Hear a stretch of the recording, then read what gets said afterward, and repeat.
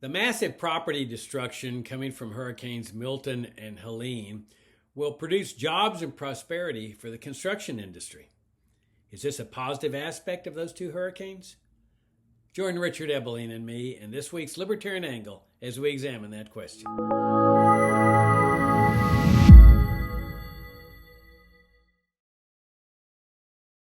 Hi, I'm Jacob Hornberger, president of the Future of Freedom Foundation, and this is this week's issue of the Libertarian Angle, the show that brings you all the principled case for the libertarian philosophy. My co-host is Richard Ebeling. Richard, good to see you again. Good to be with you and our viewers and listeners. Yeah, thank you all for tuning in, and thanks again for your great support. If you're brand new to FFF, subscribe to our FFF Daily, which we have strived to make, I don't know, probably 20 years now, the finest daily libertarian commentary page on the internet. And then we've got our weekly series going on too, every Monday night at 7 o'clock, the case for open borders. We've already had four presentations. We're going to have another one on Monday, so we invite you to register for that via Zoom. Turned out to be great so far. The presentations we've done are already posted in the multimedia section of our website. Richard's one of the presenters. I've been one of the presenters. So Richard, we got hit by two hurricanes, people there in Florida, as well as people in North Carolina and other parts there near Florida. There's been massive death and destruction. It's just, nightmarish. Who would have ever thought that people far away from Florida, or relatively far away from Florida, would suffer such a massive toll in terms of death and destruction? Asheville, I've never been to Asheville, but I know people have gone there for vacation and said it's just beautiful, or the Biltmore Hotel and all the little shops around there. And apparently that's just, well, the resort's still there, the hotel, I think, but the surrounding shops and stuff apparently are just devastated. So I thought we ought to address some ramifications of this, because I'm sure the argument is going to be made, or has been made by somebody, because you see this argument in other facets of our lives, that, well, not is all really bad, because think of the jobs that all of this reconstruction is going to produce. And look at all the things that are going to have to be bought. In other words, the old broken window fallacy that Frederick Bastiat wrote about in the 1800s, that people come along and say, yes, this is really a really bad thing that happened here, but let's look at the bright side.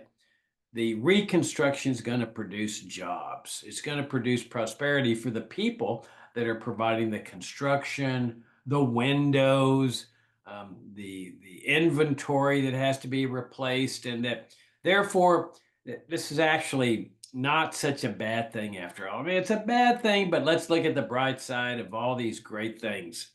And you see this argument all the time with respect to, for example, public works. If we just set aside the hurricane for a minute, and somebody says, look at the public housing project that we have brought to your community, jobs for your community. And I remember in my hometown of Laredo, when they were bringing in public housing, they would have a sign, jobs for your community. That was one of the big selling points, jobs for your community.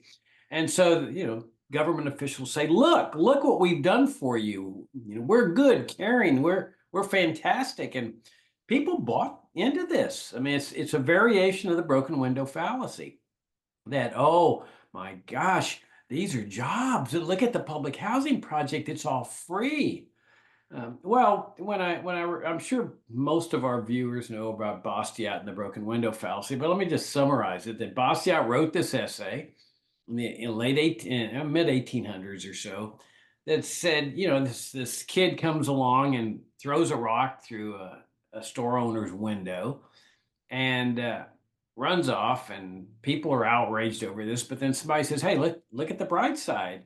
The glazier, we're going to have to get new window replaced, and that'll produce jobs in the window industry. And so this is not all bad. This is all good.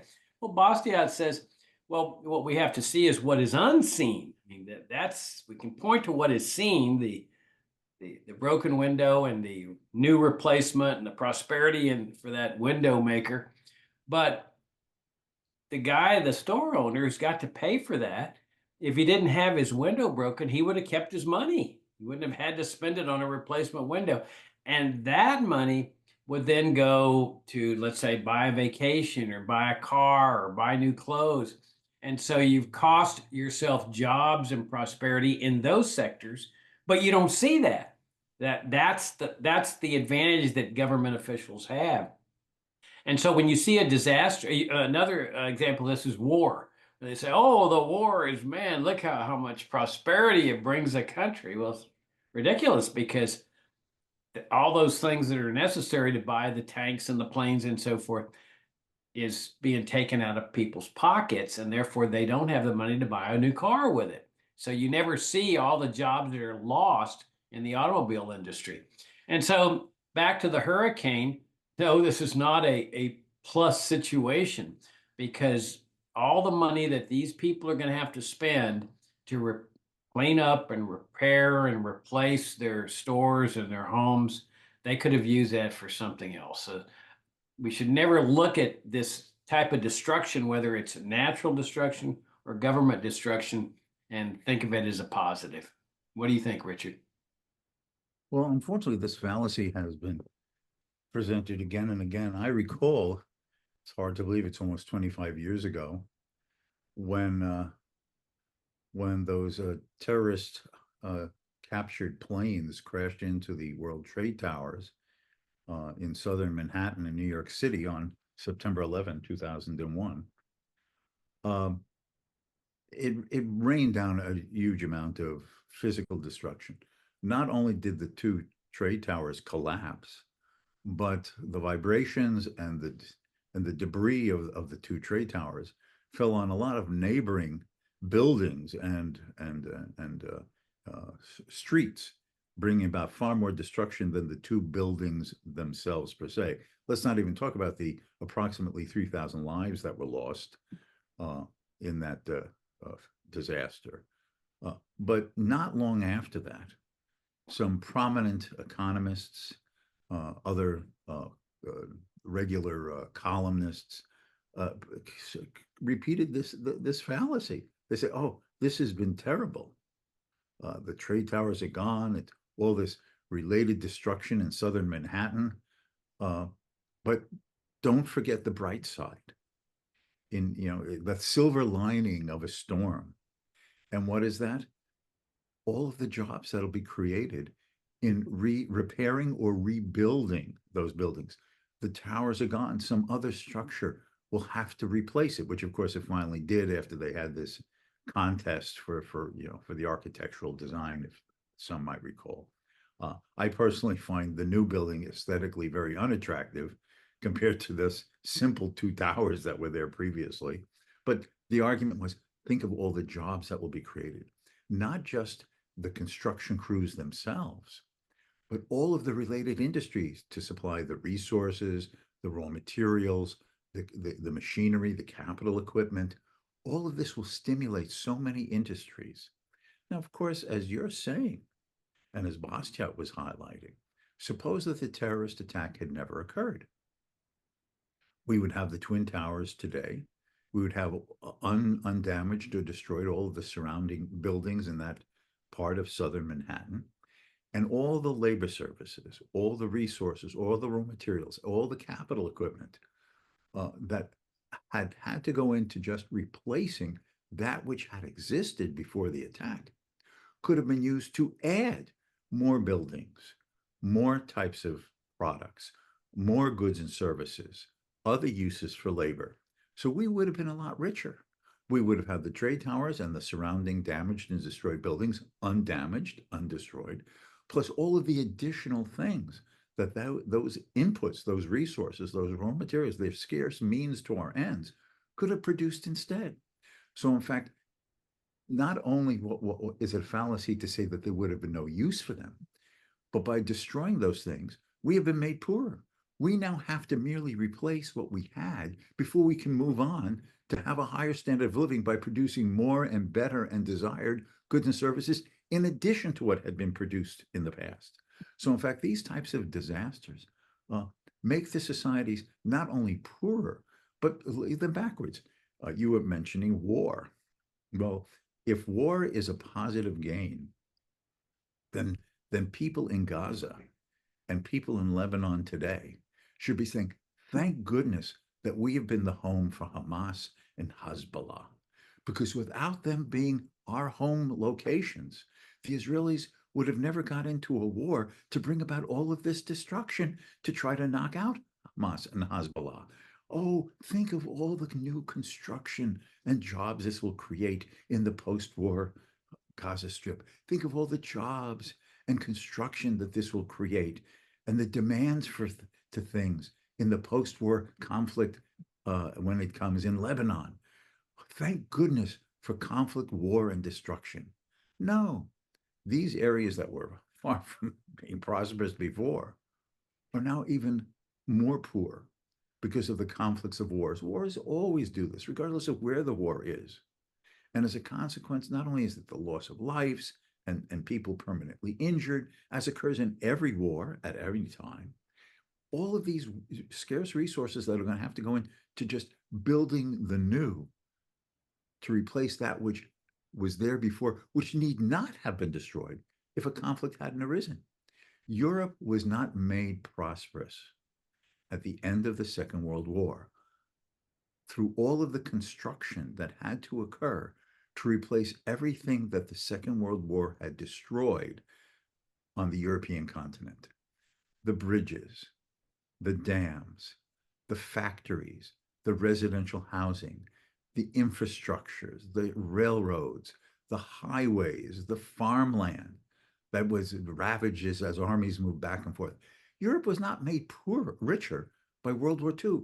It was forced to go through a process that it took more than 10 years for Germany, which had been the defeated enemy country, and other countries like Britain and France, the victorious Allied countries, to overcome all that the war had destroyed. So Europe was put 10 years and more behind where it could have been if not for the destruction of war.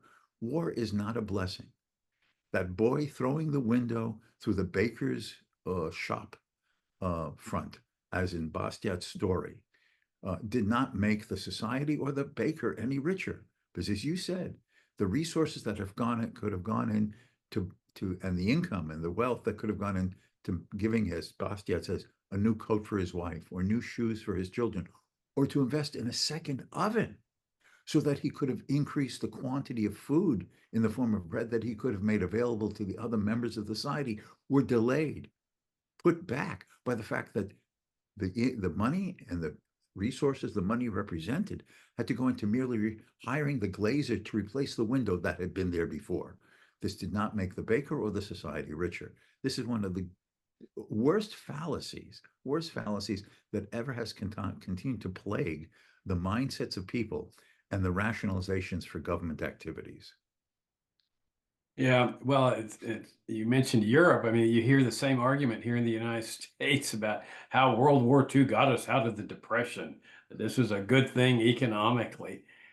Well, if you go back to the Depression, America would have gotten out of the Depression that had been brought on by the Federal Reserve and its financial monetary annex in the 20s a lot sooner had Roosevelt not interfered with the recovery with its New Deal program, the whole regulatory welfare state.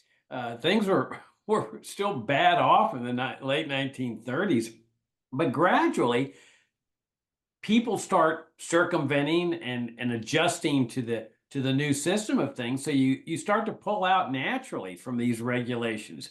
But if all of a sudden a war starts, oh no, the war got us out of the Depression. But when you stop to think about it, war is destroying things.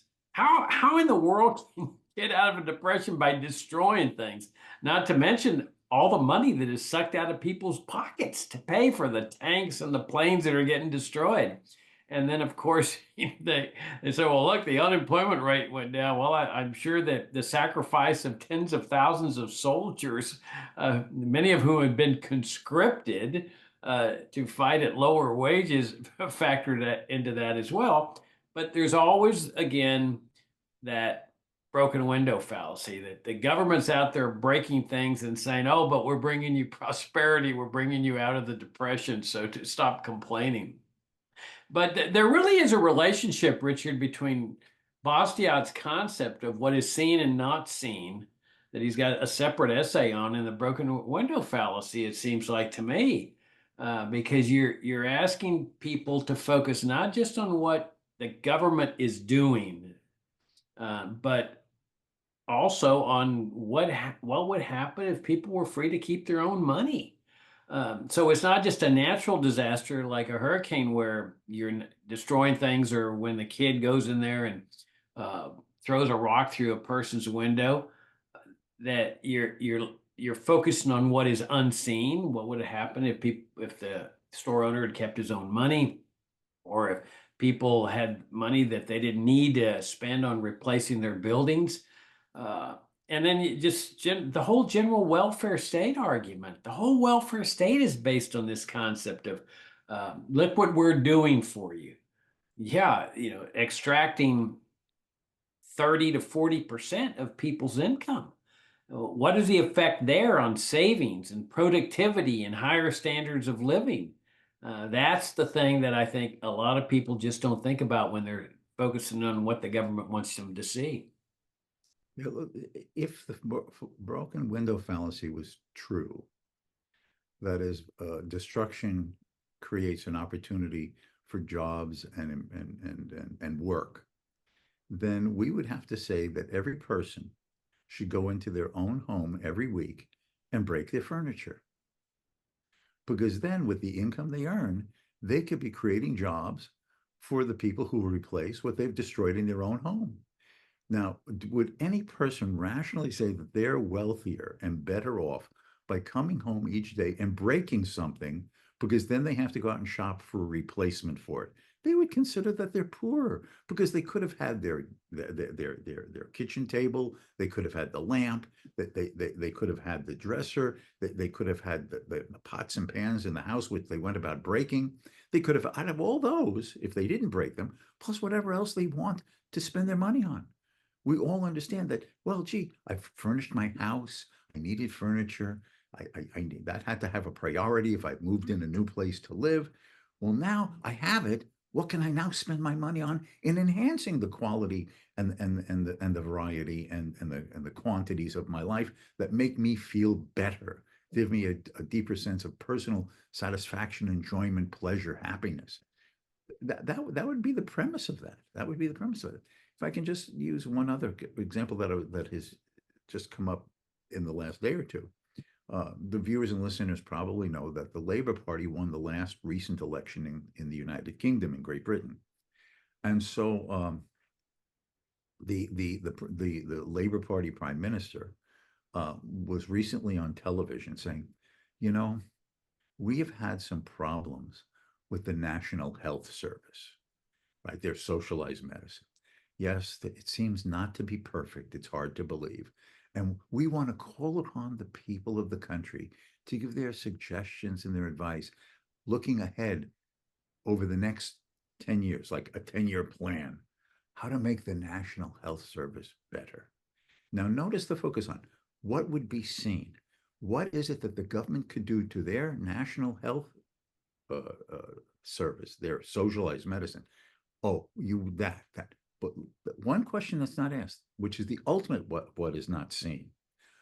What if Starmer, the British Prime Minister, had gone on television and says, we've had a revelation in the Labour Party that socialism doesn't work. And for that, I'm asking every citizen to imagine, what if the National Health Service didn't exist? And all the unseen possibilities for private healthcare, private medical research, private clinics, private options for the training of doctors and nurses. The ultimate what is seen, the private sector doing this rather than the visible National Health Service. That would have been the ultimate answer to the dilemmas and problems of the British National Health Service.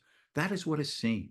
And what you're talking about are band-aids and little fix-it for what is seen.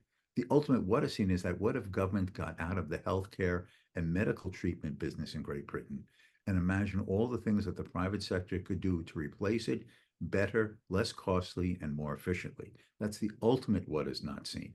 But oh no, if there's not government healthcare, people will be sick and they'll die and nobody will care. No. What is the ultimate unseen is how the market solves problems. To use Adam Smith's metaphor, the invisible hand of market solutions to human problems that only emerge by allowing people to be free to try rather than extracting those resources, draining the incomes from people's lives to create what is seen and which is a disaster. Yeah, and the problem is that when you've been born and raised under a certain system, it's very hard to do that kind of imagining. Now, if you've grown up in that kind of system and then they start to change it, you can say, "Oh yeah, wait a minute, we know what it's like without that." But we've all been born and raised under this kind of thinking, this kind of mindset. It's ingrained in us. So when you say, "Let's imagine what life would be like without government health care, Medicare, Medicaid, or whatever," people freak out. Oh my gosh, there'll be people dying in the streets. Which brings up another aspect of this hurricane business, and that is, Jacob, if I could just interrupt just before you go to the hurricane issue, for me to elaborate on the point that you were just making. If you haven't lived in a different system, it's hard to imagine. I don't know how many viewers and listeners may realize, but in the last years of the Soviet Union, I was traveling there very frequently, doing consulting work on market reform and privatization. And I would be talking sometimes with Russian economists, Soviet era economists. Oh, yes, the system doesn't work. We need to reform it. We need to change it.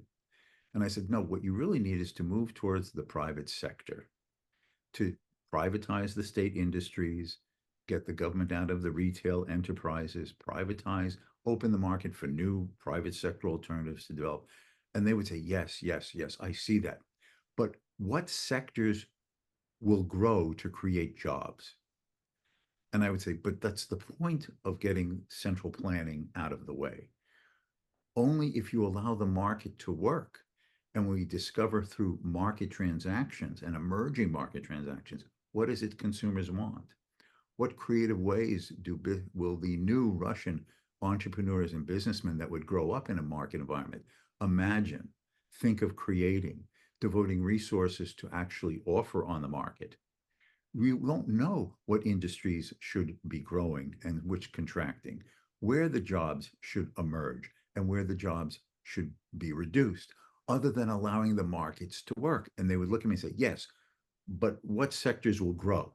You see, they couldn't get that out of their right, mindset, Jacob, other than right. the idea that we have to know what's going to happen because we're used to government telling us what's going to happen and then using the power of the state to direct the resources and the labor in those directions.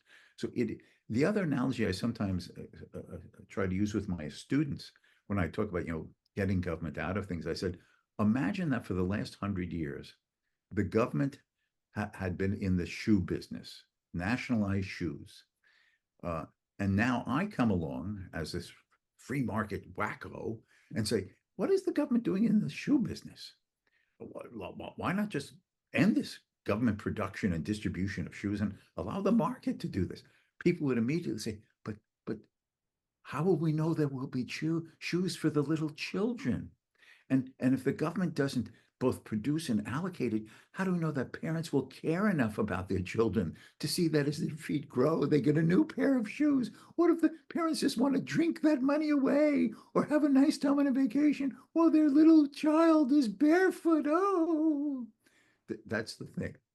The difficulty of when you've lived under a statist system to imagine a world in which the state doesn't do that and conceive that when individuals are left alone to interact freely in a marketplace, they themselves will discover the motive, the incentives, and the desires to satisfy for the wants of others as the means of earning the income that enables them in turn to be a consumer served by their fellow men. But if you've not lived in that, it becomes difficult to break people of that mindset And that's one of the major hurdles that Friends of Freedom have in many avenues of life. Oh gosh, I think probably most avenues. If you take, for example, the drug war, if you talk about legalizing drugs, people go, "Hey, oh my gosh, everybody's going to be on drugs, airline pilots and so forth. We couldn't do that." Or get rid of Social Security immediately, just repeal it. Oh my gosh, and Medicare and Medicaid. Oh, there'll be people dying in the streets. Oh my gosh, the seniors will be homeless because they've all been born and raised under this system. Now, when these programs first were brought into existence, people remembered what life was like beforehand. Yes. Immigration controls, what we're doing our program on. You say open borders. Oh my gosh, the whole world will come here. They're going to get on welfare and stuff because we've all been born and raised under the system. If today there was a law enacted to force parents to send their kids to church every Sunday, you and I would be arguing this is a bad law, and a lot of people would agree with us because they would remember what life was like before the law was passed. Yes. But after 30 years, people would forget they've been born and raised under that system, which brings up another facet of this, Richard, of this hurricane business, and that is the government assistance. That everybody is so accustomed to government getting involved in this that the thought that you don't need government is just unimaginable. Mhm. And Ron Paul just wrote an article about private sector efforts in Hurricane Helene, and I think Milton as well. And I read an article about a hurricane in the late 1800s. Now, that's my favorite period in history, from 1880 to 1910, where the article talked about private sector efforts in this hurricane, people helping people on a voluntary basis. Right. And but the problem is when you've been born and raised under a system where you expect the National Guard, you expect FEMA, you expect grants from the government, and somebody comes along and says, "We really don't need this." That has nothing to do with goodness or kindness or charity. This is money that's taken out of people's pockets by force. The only real kindness and charity is where people are donating through their local churches or flying down there and helping people or driving down there and helping people. But it's also that lack of faith and freedom. People lose their faith and freedom when they've been born and raised under a status system.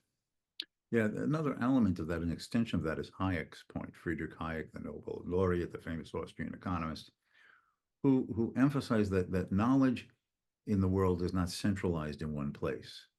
There's no single individual or group of individuals, or even in now the super high tech era of AI, there is no single machine that has the capacity to know everything and interpret it and understand it and see its possibilities of use in the way all the individual minds of all the multitudes of people on this planet know and can appreciate and understand and imagine their use of it, because the knowledge is dispersed. There's a little bit of the knowledge of the world in this person's mind, in that person's mind, even in Hornberger's mind.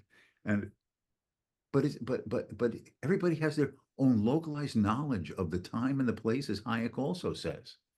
Now, that means that by centralizing it, both through finance and direction of activity, through these government, quote, emergency agencies, and giving them the primary or almost exclusive decision-making control and a right of activity, we are locking out of taking advantage of all the localized knowledge of the people who are actually suffering from this, the people who are around them, are outside of that periphery, but could more easily come in immediately and see where the problem is, know some of the people there who need assistance, and then through the networks of people beyond that, as always occurs in these emergencies where private sector options are available and are allowed to function, people start coming, as you were saying, from other parts of a state, from other states around the country, even from far areas, because they believe that they have the ability, the experience, the know-how, the understanding, the textured sense of using things in these emergency situations from past experience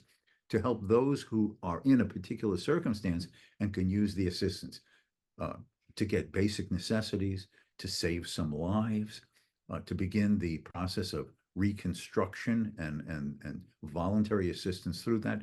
You exclude all that free people could do with their knowledge and experience and know-how, and senses of the situation far better than a layered set of bureaucracies in either a state or a far away in the federal capital ever could understand and know and appreciate, or have the same individual drives of intention and desire and willingness to help, as opposed to being just a nameless number bureaucrat assigned a task, and it has no meaning for him other than doing what he's been told by those further up the bureaucratic chain.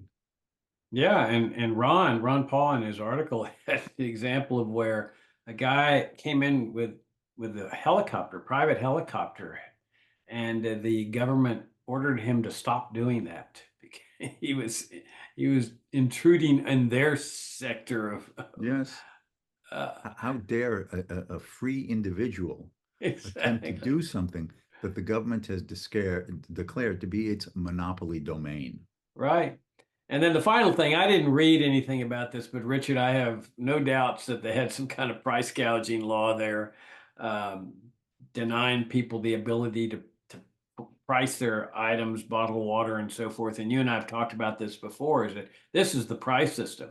You have to let a price system work, that when bottled water, the price of bottled water shoots up, it's a communicative device.